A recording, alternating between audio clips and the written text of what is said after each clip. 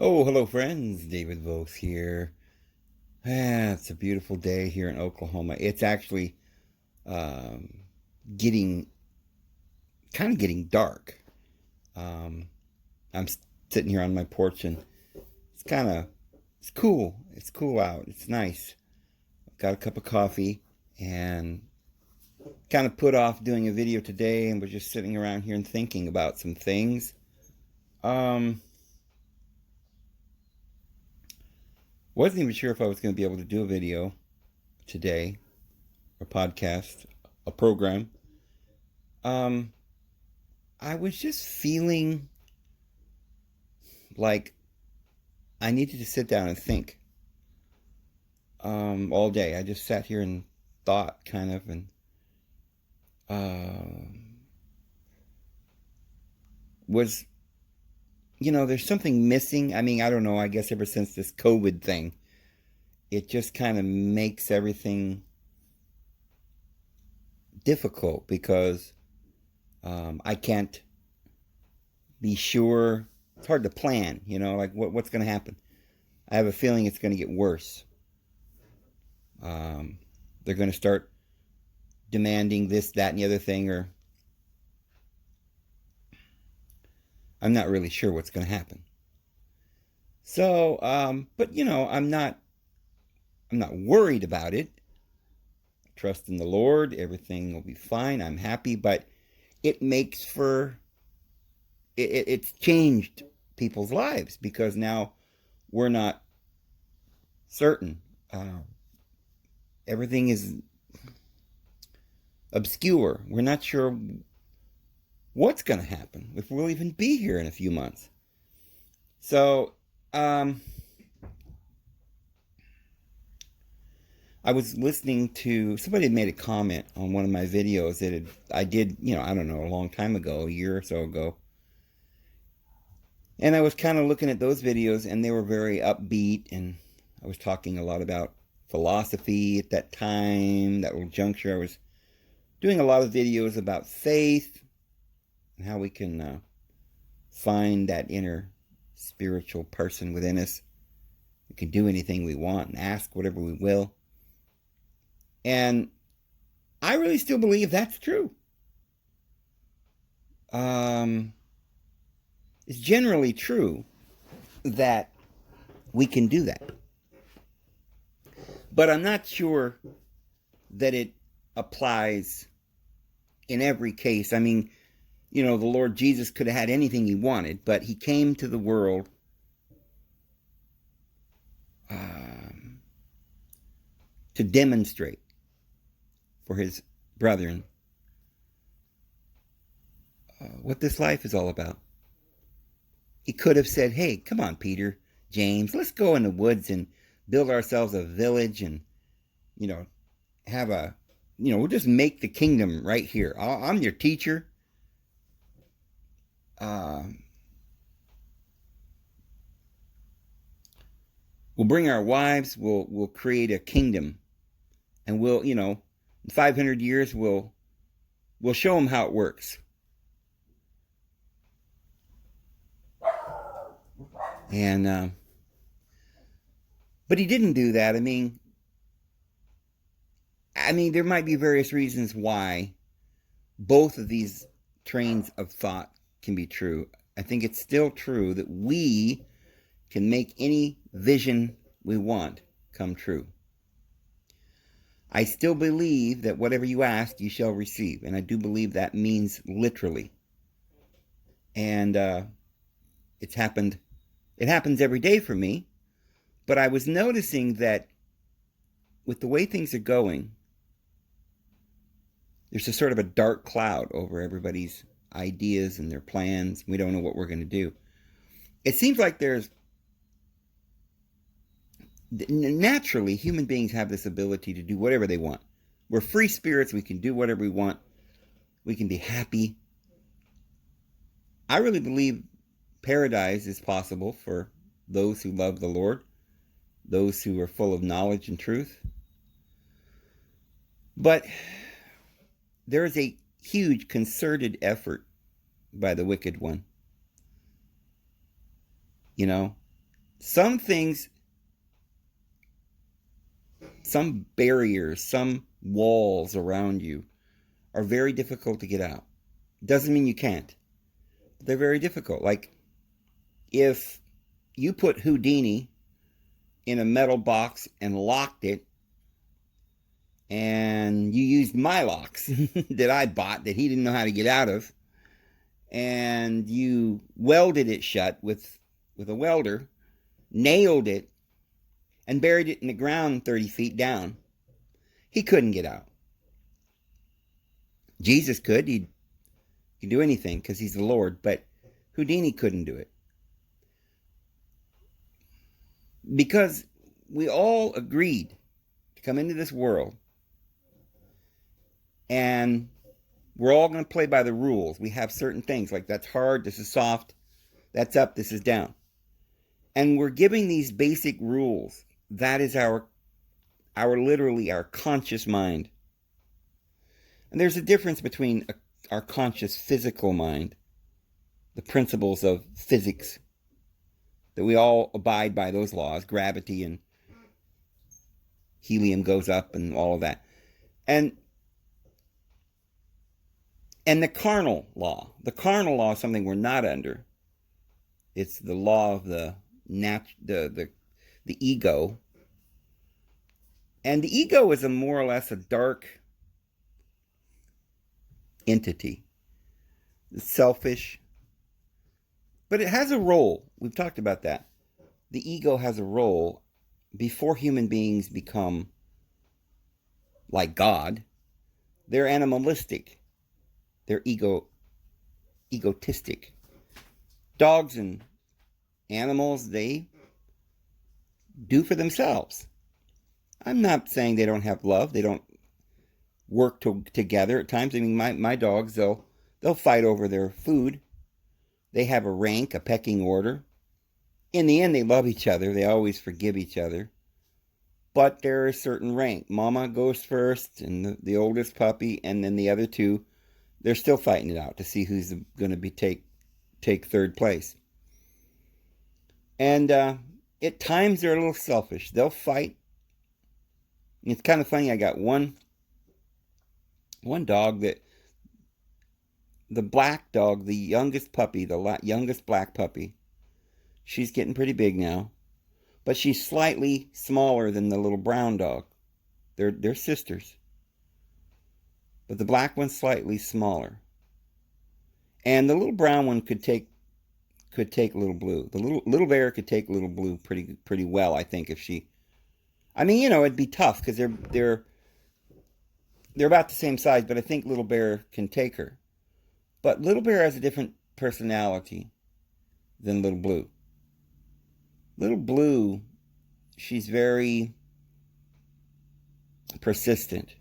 Even though she's not stronger, she's constantly standing her ground. She'll get in her sister's face and take her food. And because they have plenty of food, the little brown one, Little Bear, she'll usually just sort of back away and let her have it. She's very timid.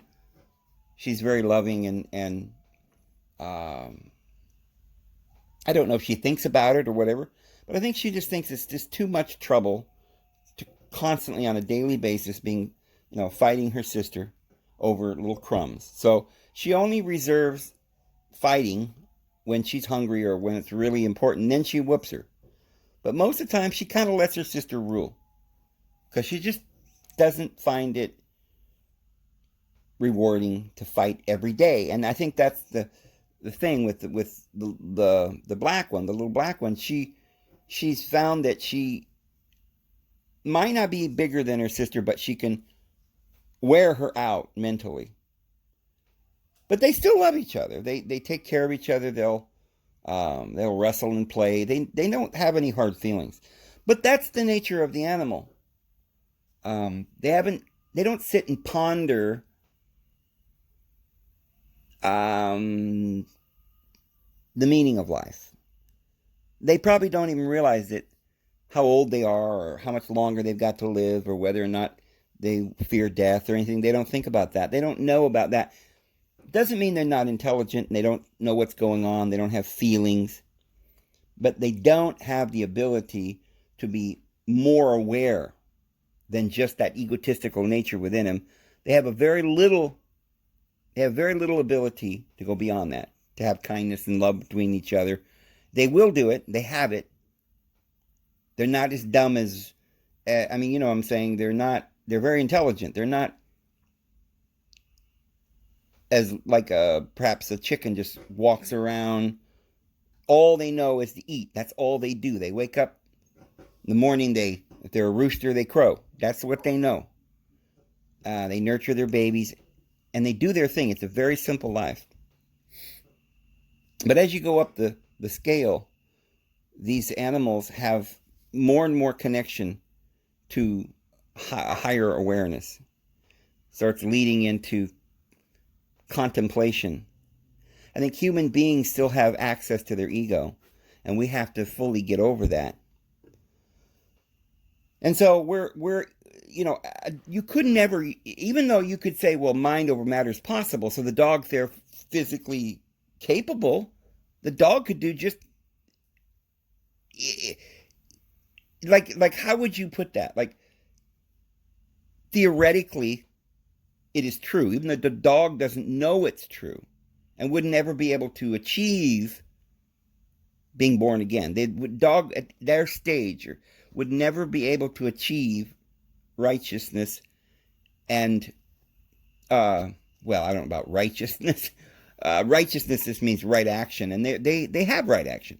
They're doing what they're supposed to do. But I mean, they wouldn't be able to achieve gnosis and awareness and self-sacrificing love, like agape love. And they wouldn't be able to write a book and philosophize and talk about infinity and learn algebra and calculus. So that's the difference. And so, is it true then that a dog could not attain unto immortality?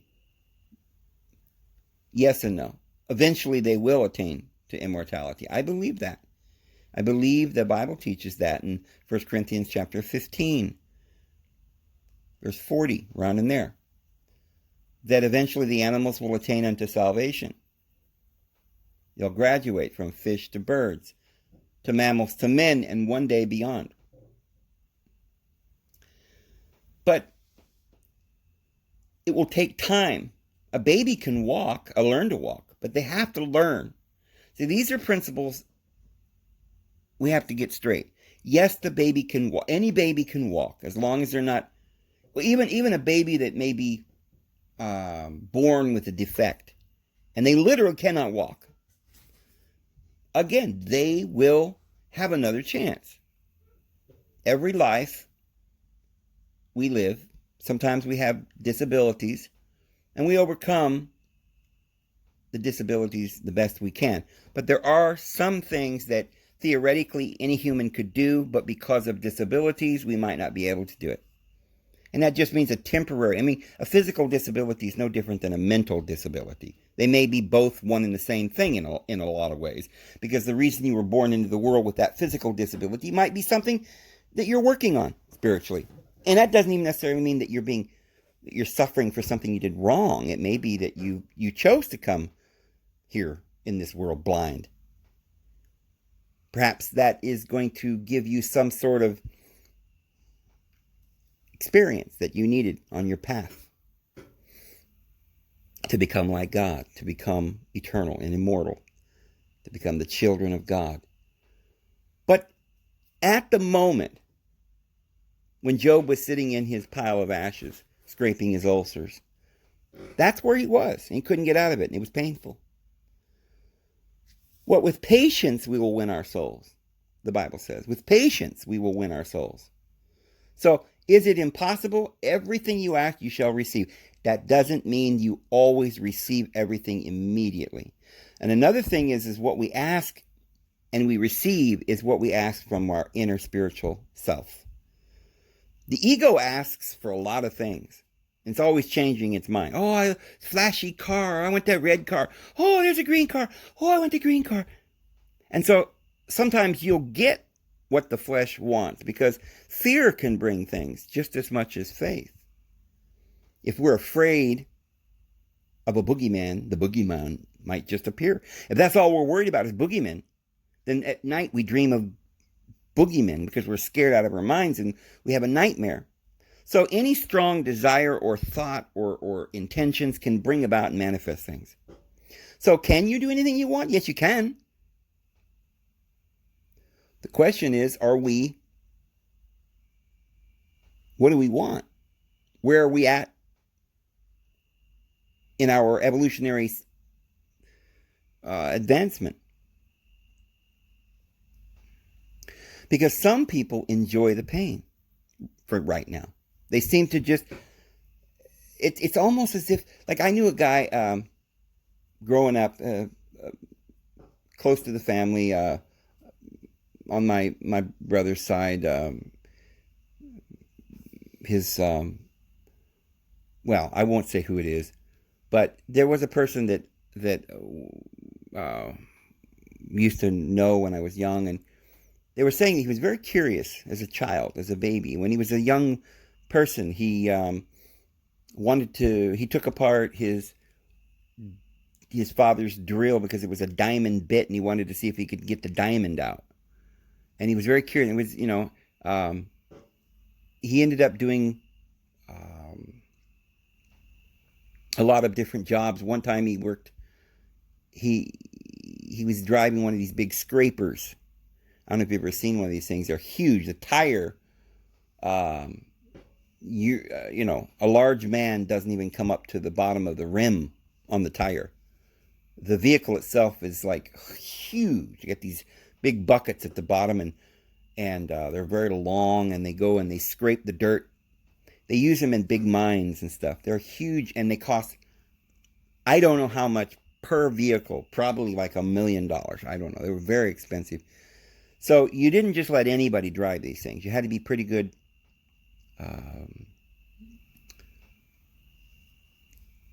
scraper operator. You had to have some training. Well, he was working at a mine, and he was using one of these things, and there was this cliff. It would go straight down. And he thought in his mind, I wonder if I can go down and survive.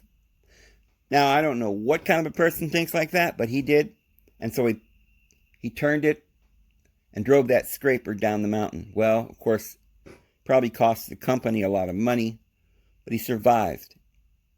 I heard another story where he was working at a rock crushing plant, and it was this big machine. They threw rocks in, it would crush it up, make gravel or something. I don't really know exactly what it was, but he wanted to know what it would be like to go through it.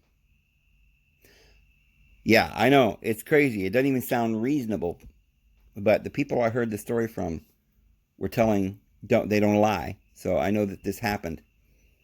So he went through this machine that crushes rocks. Evidently, it must not, I don't know how he did it. I don't know, maybe it wasn't even on or something. Not quite sure. But it was very dangerous. It almost killed him. Very curious. He always wanted to know. But he was very intelligent. He must have known that what he was doing is dangerous, that it was not the proper thing to do. But something inside of him had this faith that he was going to be all right. The desire to know trumped his fear. He was a very odd person, but there's a lot of people like that in some ways. I mean, I've kind of been that way most of my life too. I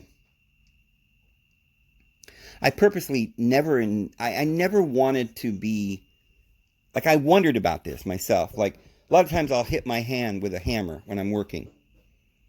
And I can remember distinctly thinking, man, as that hammer was coming down, I thought, I'm going to hit my thumb. And I remember just either being too lazy to move my thumb, or like in that split second, I thought, I could have moved my hand. I didn't have to hit my thumb. Like, I knew that wasn't a good idea. But I just kept smashing the hammer down, knowing I was going to hit my thumb, and I did.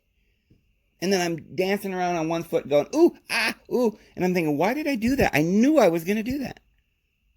Like, just a lot of things like that. I don't know how to explain it, but it seems like my subconscious mind has for years I was put into very difficult situations.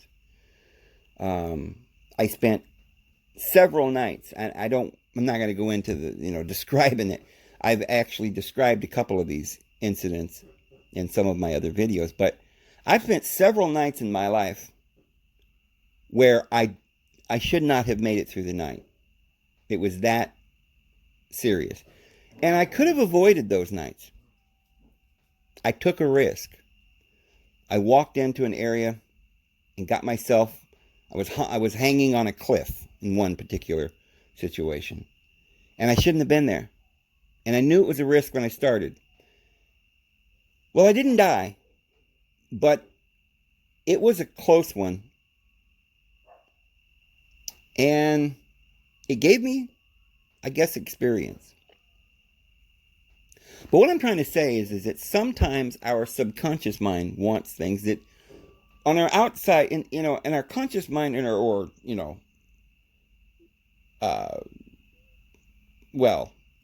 our subconscious mind is doing stuff to us, right? Our conscious mind is thinking, what am I doing? Why am I doing this? Sometimes people can be very uncomfortable, and they know what would make them happier, but they don't do it.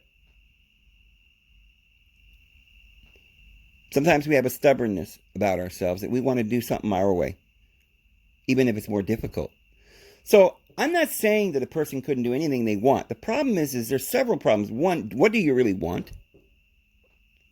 And then how can you get what you want in spite of the fact that the entire world is collaborating against you? Because it seems like this little problem that some of us have had, and we've been playing tricks on ourselves and following the bad path and having the nightmares and not learning fast enough to do better.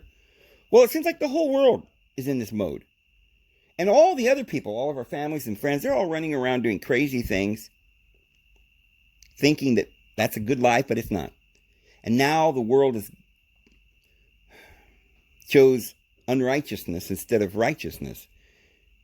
They've chose violent movies. They've chosen luxury and pleasure rather than kindness and gentleness and love. And because everybody else around us is doing all of these things, it seems like the world that they live in is much more difficult to live in for us too. And so it's a little bit more difficult when you're around so much negativity to be positive. But, even Jesus, when he was about to go to the cross, he overcame it, but he was sweating blood. And he said to the Father, he says, not my will, but thine be done. Because we have the will of the flesh, and then there's the will of that inner spiritual man that knows the truth. A lot of times we're aware of it and we know what to do, but we don't listen. So yes, sometimes we have to wake ourselves up. And sometimes if the world is going downhill fast on a toboggan, right straight to hell, in that split second, as we're bouncing along behind, like, what am I doing following these guys in the toboggan to hell? It's like, what? Oh, because I love the people in this toboggan, these crazy people, that's my relatives, and I love them so much that I'm sitting here, I'm taking a ride with these assholes. They're going to get us killed. But I love them so much I don't want to say anything. And I don't want to, not go along because I'm scared they might get hurt and I got to watch over them. So you find yourself doing crazy things because other people are doing it. And you think, well, maybe I can rub off on them, and then they start rubbing off on you. So there's a lot of that stuff going on. Ultimately, we need to find the absolute truth. We need to experiment and have the truth experience. Because once you experience something, then you know it's true. Then you can never be fooled again. That's what we're here for, to learn gnosis. And some of us have theories, and we have pretty good ideas. And deep down in our heart, we hear the voice. We know. But we say to ourselves, not yet. My family's here, and I need to help them. Yeah, I could go off into the mountains and live a life of, I could turn the radio off and turn the television off. Just, find my soulmate, and her and I could just go into the mountains and build our own little life in total paradise. And who gives a crap what the world's doing? When the world comes to an end, is Utah going to come to an end? I mean, that's my favorite state. I could stay up in there in the mountains and the beautiful, some of these pictures you're looking at, they're so beautiful. There's so many places in Utah you have no idea. I could go up in there and I could live and be happy. But I'd probably be thinking about you guys and, my daughter and things like that. And so, I choose to be down here. And I think I want to do these podcasts. I think it's important that I like being here and I like discussing these things with you guys. But I do think at some point we're going to have to, some of us are going to have to get out of this world. And that's what I'm thinking about doing. I just kind of came up with the idea. I've been thinking about it, but I've kind of made a decision today that I'm going to spend, I may do this more than once, but this time, I think I'm going to spend 3 months. I can't go longer than 3 months right now in the mountains alone. I'm thinking about going to Utah, but I can't go more than 3 months. Probably because, I've got my place here in Oklahoma, and I don't want to just leave it for too long without somebody here watching over it and stuff. And plus, I don't think I want to be in the mountains of Utah during the winter. Not for the first time. It's going to be really. I think I've been in the mountains all my life. I've done this kind of thing, and I've spent quite a bit of time roughing it and having lots of fun that way. But I'm just thinking, for the first time, I'll do it for 3 months. But I might come out and the world's over. You ever see that movie? There's a movie, I don't remember what it's called, something, a strange name. They're up in an airplane, and it's supposed to be like an hour flight or 2 hours or something, I don't know. And they're flying, and it's gone like an hour over, 2 hours over. And they're like, what's going on? How come we're not landing? We're going to run out of gas. And finally, they're like, all right, we need to know what's going on. They're banging on the cockpit door. What's going on? How come you're going to have to tell us what's going on? Finally, the pilot comes out and says, look, this is what the deal is. I've been trying to contact Earth, down there in the city where we're supposed to land. And they don't answer. I'm not getting any clearance to land. So I don't know what's going on. Seems like the equipment's working, but nobody's answering. So I just waiting until the last minute, rounding around the city down there, and the last minute, if we're going to run out of gas, I'll go ahead and land anyway. But it's going to be dangerous because we're not going to have clearance. So they finally, about to run out of gas, they went ahead and landed. And when they get to the bottom, or when they get to down on the landing, they get out and they go into the airport, and there's nobody there. Everybody's gone. It's like, I don't know, like the rapture or something. Nobody's on the earth. Everybody's gone. Something happened that killed everybody and took everybody away or something. But they survived because they were in the airplane up in the sky. I don't know if there were other airplanes somewhere in the world that survived too, but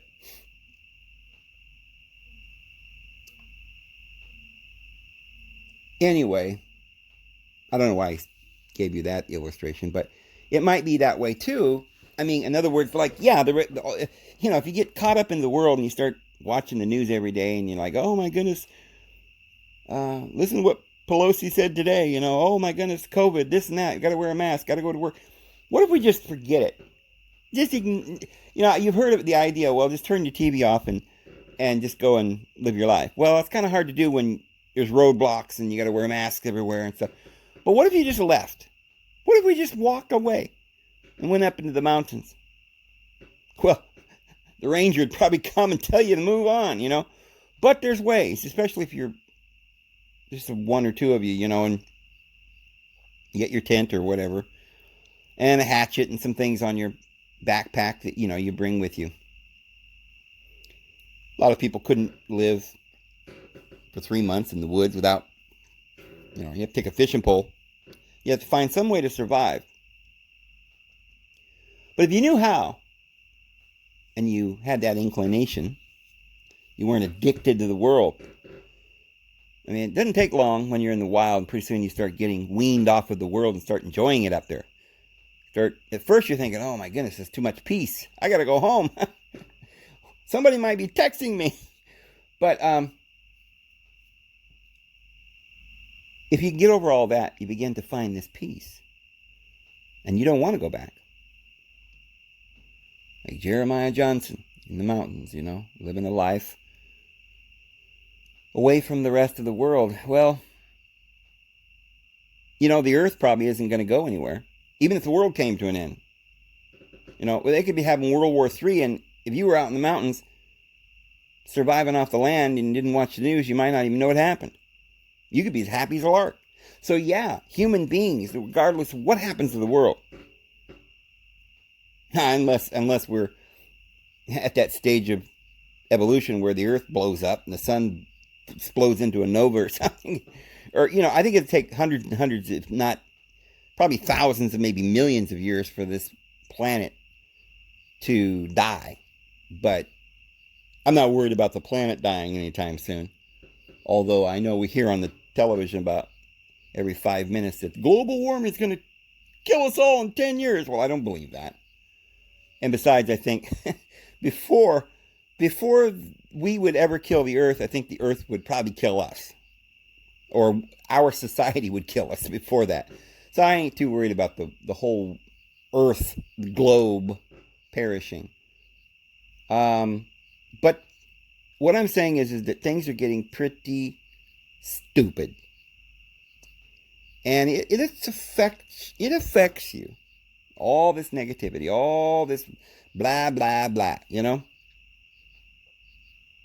Constantly having to explain why, to yourself, why am I doing the same old garbage every day and listening to the same old garbage news and listening to this negativity and playing these games and, to some extent, I try not to play, I don't go to the doctors and I don't wear no masks and, and I try to eat right. And so I'm not, I've been sort of not participating for a while. But, I still go to town and stuff. And I watch the news. And of course, I do these videos every day. So I think it's time for a little break from all of this. Although I don't know if I can do that completely because I still want to do the videos every day. But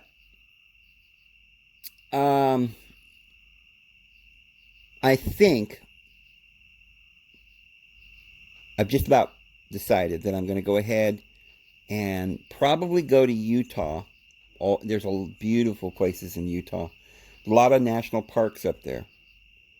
And so I may have to avoid them. I don't know. I'll have to look into whether or not it's okay to just sort of hike through the national parks and camp wherever you want and stuff. Because I want to do, like, perhaps build a permanent camp that I would stay at for at least a week or two or something. So I don't know how much of that I can do, and I'm going to have to do some investigation stuff. But I will take my phone, and, that's another thing I'm thinking about, is I don't know if there's going to be any phone signal in there. So I'll have to take that into consideration, see where I could go, where there would still be some phone signal, because I want to video the whole thing. This is what I'm thinking of doing, is going in for 3 months. Probably in a couple of weeks I'll go. I have a couple things I have to do before I leave. And I'm going to prepare and get some things. I don't even know if I'm going to take a tent. I want to go in and survive off the land without anything, with as little stuff to take in with me as possible. I don't know if I'm sure I'll take a knife and perhaps we'll see. I might take a tent, but I don't know. But anyway, I want to videotape the whole experience. From the pretty much the whole. As far as I know, I don't know exactly how I'm going to do this, but I want to take you guys with me. And so a lot of you might enjoy it. And of course, that doesn't mean we won't be able to talk about things we always talk about. And I'll probably even if I've got the phone, I might even watch the world come to an end while I'm up there on the phone, I don't know. I shouldn't do that. But then again, I feel like kind of an obligation to keep in touch with what's going on and do my little commentary, and stuff like that. Because a lot of you guys are still down here, and I'm hoping too that it might inspire some of you to see how beautiful it would be to get out of the world, and to see how easy it is and how beautiful paradise is. Right in the midst of all the chaos and the destruction, all the cities may be falling around us, and the mountains may totter, but it shall not come nigh unto us. Not if we choose. So what I'm saying is we can do anything we want. And whatsoever we ask, we shall receive. And there's no need to be afraid. The Lord told us. Seek His kingdom, His righteousness, and all these other things will be added unto us. He provides for the squirrels, the fish, the coyotes, the lions. The foxes have dens. And the little sparrows. He knows when everyone falls. And He has already provided for man. And those pictures, those beautiful pictures of paradise, that's our home. And I believe that all we got to do is finally start listening to the spiritual truth, the real I am, who says, I have all I need. It is sufficient. His grace is sufficient for me. I don't need a fancy plush bed and a refrigerator and a propane stove. I can make a fire. Now, I might cheat a little bit and take a lighter. Okay, sue me, but maybe not. Maybe I'll just take a flint. I don't know. We'll see. I think it might be good just to take a lighter. I'm not sure I'm going to go all that, I'm not opposed to technology when it comes to some of the basic things like that. But if I'm not going to be coming out for 3 months, I'm going to have to figure out, I'll probably have to take a fishing pole or some kind of fishing line. And who knows? I don't know. I'm not sure exactly what I'm going to do. I just been thinking about this for a while. I've been thinking, for some reason, for a long time, I've always been. I think it's because when I was born in California, the base of Mount Whitney, up in the mountains above Fresno, up above Auberry, the mountains, the Sequoia National, right outside the park. But we didn't stay there very long. I don't remember it. I was just a little baby, and we ended up, my family moved all around. We went to Wyoming, went to Idaho, to southern and northern Idaho, and I've lived all over. And I think because the fact that I basically lost my family when I was young, I've always kind of felt like California is so beautiful, but I don't live there. Now, primarily because the socialists have taken it over, and, you can't even live there, you can't afford it. But I think there's something inside of me that felt like I needed to get away from the place that I lived when I was younger, places that I grew up. Maybe the memories were a little hard on me. I don't know. I don't consciously think about it, but I think subconsciously I feel more free and stuff when I don't think about, constantly thinking about old memories and stuff, because there was a lot of tough times when I was young. And I lived in the mountains of Idaho for a long time, and we had a lot of tough times up there. It was cold. I got real tired of the cold weather. So I kind of grew up to resent this cold weather and the snow. So I went south, and I spent time in New Mexico. Lived in New Mexico for about 18 years, raised my daughter there. Spent some time in Arizona and Texas. And now I'm here in Oklahoma. But I think I've been racking my brain for years and years and years as to where, if I could go somewhere, and that was my last place, that I had to live there for the rest of my eternity, out of all the places I know, first of all, what state would I choose? Well, that's always been hard for me because there's lots of different things to consider, but I think the most beautiful place in the United States is Utah. There are 5 or more national parks in that state.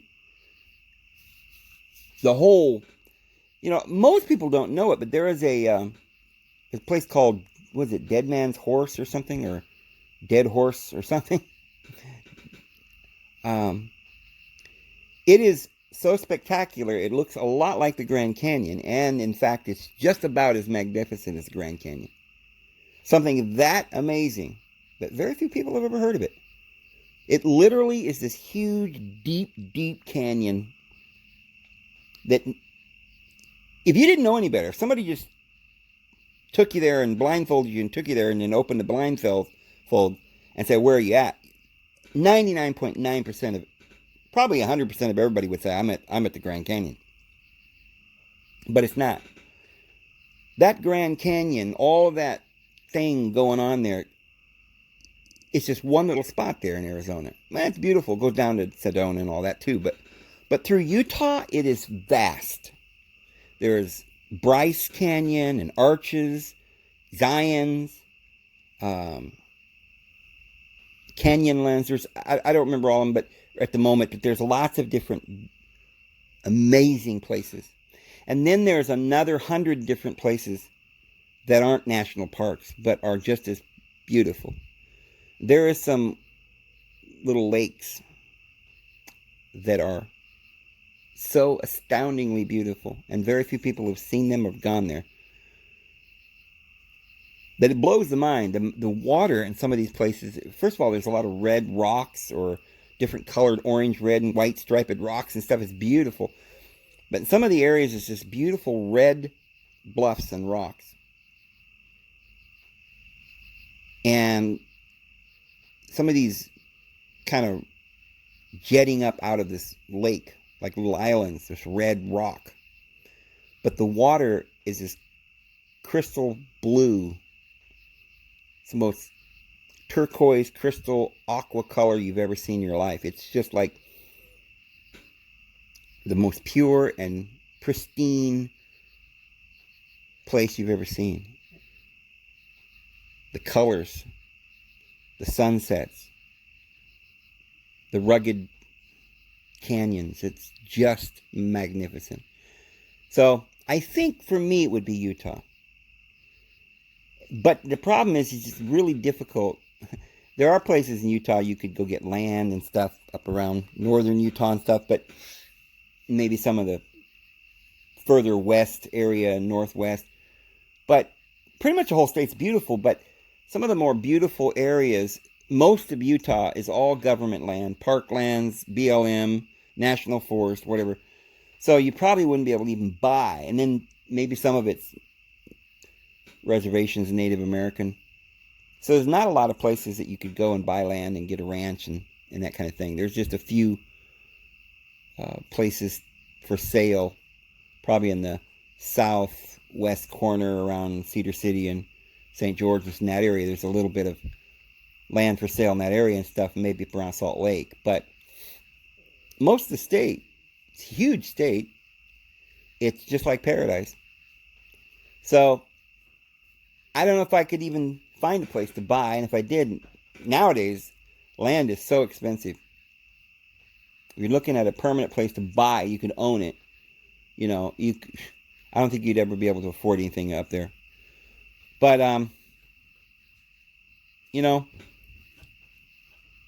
the world belongs to the Lord, and we're His children, so it really belongs to us. By divine right, we should have the right to use the land and to live on it without having to pay a token.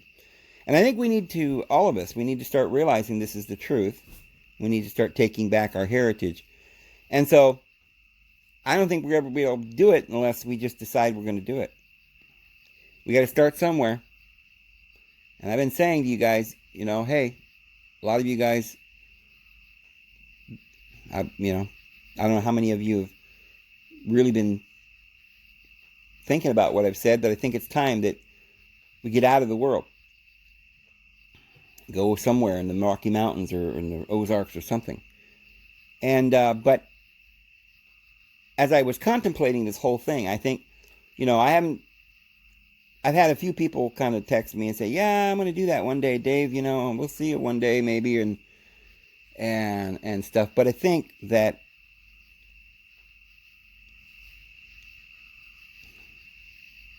I'm going to go ahead and go into the mountains for about 3 months. It's going to be neat. It's going to be an experience. And I'm really looking forward to it. But of course, it's not going to be the same thing as just being completely alone, because I'm going to have you guys. That is, of course, if I can find an area to go in that I want to go into that has some kind of signal, phone signal. I don't know if there will be. So we'll have to figure that out, because I wanted... Now, I suppose I could just take the phone and record the whole thing, and then when I get back in 3 months, upload it. But I do a video every day, and I don't want to be gone, for 3 months like that. So I'm going to try and find an area where I've got service. I'll still have to pay the land payments here in Oklahoma and stuff. And I love this place here that I'm building this little cabin here in Oklahoma. It's beautiful. It's one of the most beautiful places in the world. But I need to get away out someplace with fewer people and way up somewhere in the mountains, and just where I can think. Get away from all the hustle and the bustle. And, maybe kind of demonstrate a little bit some of the beauty that there is out there for you guys on this channel. Maybe inspire some of you to decide to do it as well. I've always thought it. I don't know why human beings, for thousands of years, we just do whatever we're told. The government says, hey, let's all go into the corral, right? Open the gate, let them in. What are you going to get for them? $54, $55, $58, $56. It's like we're just being sold on the market, and we just go, right? And they don't even hardly use a cattle prod on us. We just go because they dangle a carrot in front of us. And it never seems to dawn on anybody that maybe we could just go live. Be happy. I think a lot of you look at these pictures and say, oh, it's beautiful, Dave. That is so beautiful, but I couldn't do that. Well, I'd get bored. I'd starve to death out there. I don't know what you're talking about. Well, that's the thing, is we have lost a lot of the ancient wisdom. And so it is a little difficult to get back into life and to start. The most amazing thing is to find out that you really don't need the government. You really don't need the structure, societal structure. You don't need that daggum book. You got the book of life.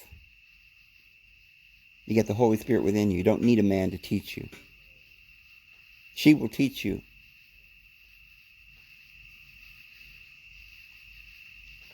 Everything you need to know in the hour in which you need to know it. She'll be with you. Feminine gender, Holy Spirit in every language.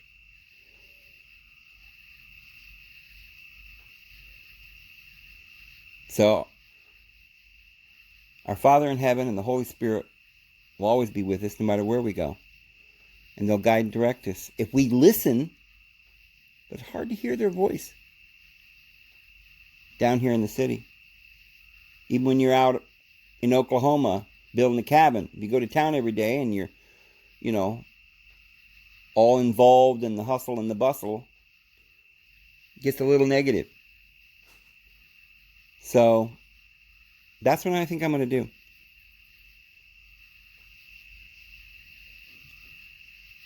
So I'm excited about that. It's just amazing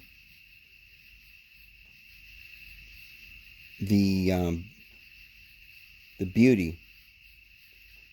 I think most of us, I know people that born somewhere and they never left that town. They haven't even been out of the state. Not once. There are people that live in New York City that have never left that city. They don't own a car. They've never even driven a car. There are literally people that are living on the street,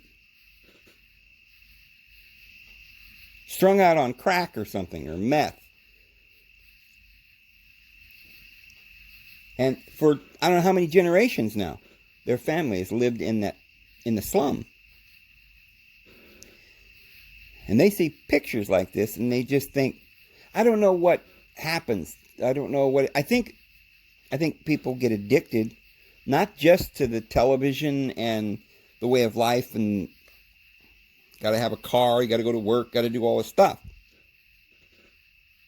You're addicted to pizza. You can't have pizza out there in Canyonlands National Park. Ain't no pizza. Suppose you could make something that wouldn't taste like pizza. And so you're addicted to all that. Your whiskey and your cigarettes and all that. And a lot of people couldn't do it for that reason. Unless they took a whole bunch of packs of cigarette with them, But I'm not going to do that. And now that's going to be another thing. It's going to be a little difficult. Because I can take coffee with me and I'll have my coffee. But I can, I'll take a pound of coffee in my backpack or whatever. But, I take cream in my coffee. I really like cream in my coffee. And there isn't going to be, I guess I could take some powdered milk with me. But I don't really care for coffee with powdered milk. But I may have to do that. Or just not, I'll just learn to drink my coffee without cream. So there's something I'll have to overcome. And, it's not a big thing. Right? It's not a big thing. Yeah, I'll probably take some weed. That'd be great. Sitting up on top that pinnacle up there, looking at the sunset, high as a kite. Nah. But just communicating with the Lord, just in nirvana. That's the kind of life, fishing. I love a view. Thinking, meditating on the Word. No fear in your heart. No thoughts of, I wish I'd have done this or that. Because you're doing what you know you should be doing. And you're accomplishing something amazing. You're freeing your spirit of all the worries and the hustles and the bustles. Have you ever just thought, maybe, I should just take my credit card and the wallet and my keys and everything else, the phone, and just put it there on the coffee table and walk away? Just walk away. And boom! Like 1,000 pounds of weight of worry and stress and problems is gone. I always wondered, you see people that commit suicide. And I always thought, when I was a little kid, I thought, I would never commit suicide. Because if I was that sad or depressed,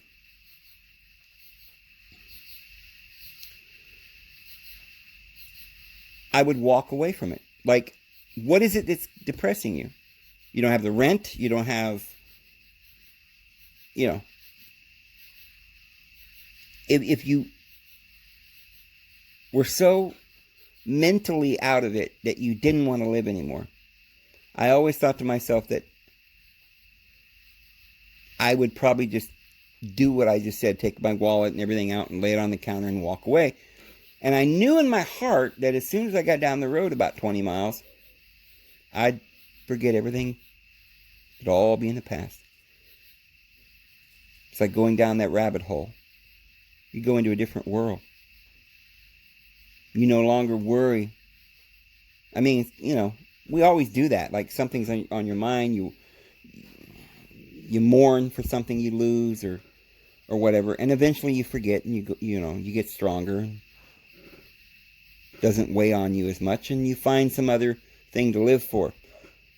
But I think that we're all trapped in this maze called society. And I think the best thing a person could do is find a way out of this maze.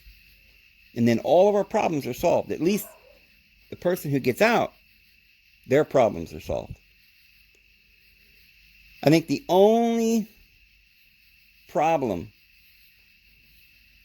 and probably the real reason why a lot more people have done this, is most people can't leave their loved ones behind. And it's one thing for one person to get enough strength and courage to decide to do this. But it's hard when that one person who finally gets to that place, it's hard for them to leave everybody else behind. That's the difficult thing. It must have been very difficult for Jesus. Because when he came here, he knew that he couldn't, this wasn't his world. He's no part of this world. He couldn't get attached. And that's what it means to be enlightened, to be non-attached. You've got to reach that. That's what nirvana means, to be not attached, to be free. And if you can reach that place of freedom, you've reached salvation. You've become born again. You've got a new life. All things have become new. That old world, behind you. The darkness is past. The day is at hand. So that, then, can be achieved by anyone. It's that simple. People go to libraries and they read. They get books. They get the Bible. The Bible says the letter of the law is death. But the Spirit gives life. Jesus, you don't need a man to teach you. Moses brought the law, but I bring the truth. What's the truth? Well, the I am. I am the way, the truth, and the life. Nobody gets to the Father except through the truth. Through reality. Not through bondage, but through becoming free. To find your real self that's not shackled with somebody else's dreams. Or somebody else's problems. Or a 9-to-5 job. It's like being in jail. In prison. Imagine when you first go to prison and you hear those iron bars boom behind you. And you touch that solid cement wall. And the cold iron bars that for a bed that they give you with a pad that you lay on that's an inch thick that is harder than a rock, and you lay there probably scared out of your mind thinking, my God, I can't do this. My freedom's gone. Everything I am being controlled. I can't go outside. I can't see the sunshine. Imagine how hard that would be. And after a few months, I suppose you somehow get used to it maybe, and eventually get, well, not completely, but you get to a place where you can tolerate it. You think, well, there's 1 month, there's 2 months, there's 3 months. You got to go, say, 7 years where you're counting them down, and you think, man, how could anybody get through that? But then that final moment comes, and they unlock the door and they let you out. You walk outside and you haven't seen the sunshine for 7 years. Can you imagine the joy? The tears would come down your eyes. Your loved ones would come out running to meet you. Well, that's the way it is. We're in a prison, my friends. We're dying here. And the prison is your own mind. You can't even figure a way to let yourself be free. Well, I'm going to try it. I've done a lot of stuff. I've lived in the woods. I've done a lot of things, but I've never just gone and spent 3 months without anything, all by myself. So I'm going to try it. I think it's a great time to do it. And hopefully when I get back, you all still be here. In the meantime, I'll take you guys with me, and you can enjoy the whole experience with me. Anyway, it's David Vos. I'm going to go ahead and go. I hope you guys have a great day. See you tomorrow.